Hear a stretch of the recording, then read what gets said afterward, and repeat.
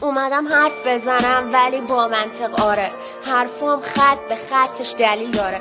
رو هوا حرف نمیزنم، اسکی نمیرم، هیت نمیدم، بعد شما رو نمیگم. من آرمیم ولی یه ایرانیم، وطن فروش نیستم، دنبال شادیم. تو مهراد و دوست داری، من BTSو. چرا ماجرا رو کشیدی به فن اکسو؟ وقتش جمع کنیم هممونیم بچه بازی ها رو، این هیت دادن ها رو، فن وار سازی ها رو. بذار جواب تو بدم، گفتی اینا کیان؟ سرچ کن، بزرگترین فندوم جهانی هن، فناش میلیونی هن، اونا ابدی هن، واسه 7 پادشاشون جونشونم میدن. ما گرمی رو بردیم که جهانیه، اون وقت استوری کردی BTS کیه؟ بابا بیخیال، تکل واسه رپ ایران. گفتیم اول فنات بعدش ماها کوتا میای.